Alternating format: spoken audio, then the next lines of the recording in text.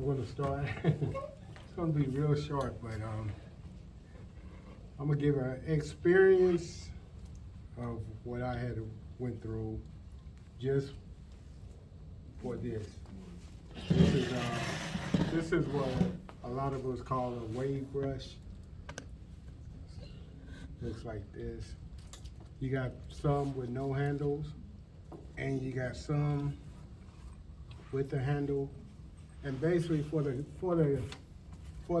young men or the men of,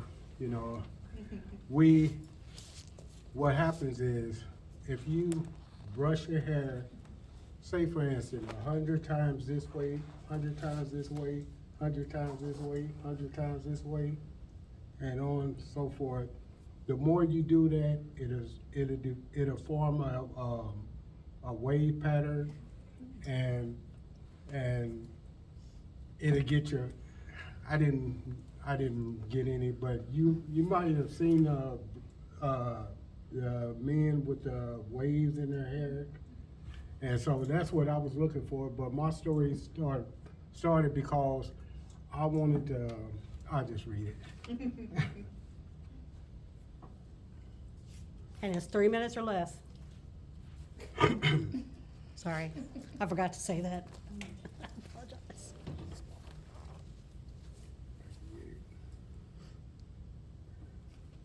Okay. I was born in Missouri. This is about Illinois. I was born in Missouri in the 1960s, but somehow life kept pulling me toward Illinois. At around 20-something, maybe early 30s, I had developed an interest in being a barber. And so that's where my journey started. I had, most of my friendships were actually in Missouri because that's where I worked often. That's how I ended up with the nickname Il Sippy, a little Illinois and a little Mississippi River mix. But there was a challenge. The barbers in Illinois weren't taking barber students at that time, and I didn't want to pursue schooling in Missouri. Yet opportunity has a funny way of showing up when you least expect it, right? There was a cosmetology school in Illinois that opened its doors to me. Now, let me tell you something. I walked in there knowing almost nothing. I had very little hands-on experience cutting men's hair, and absolutely none working with women's hair. But cosmetology school doesn't just teach you one thing, they teach you everything. You learn how to wash hair, color hair, curl hair, perm hair, shape eyebrows, style hair, and yes, braid hair.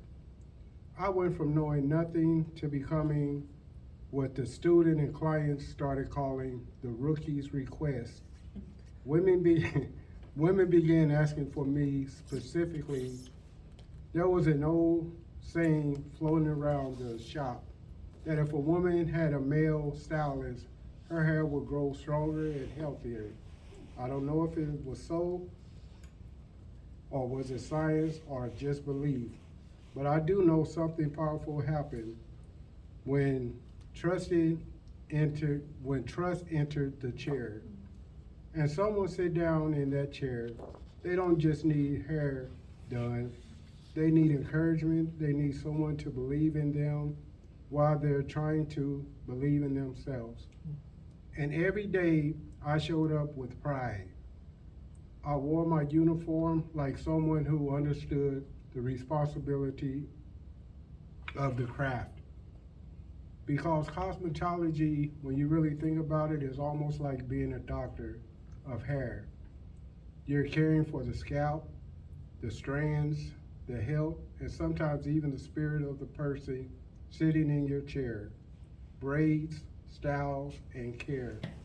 That's what I call braids that heal. Because sometimes when people sit down in a chair, They don't just want their hair done. They want hope, encouragement.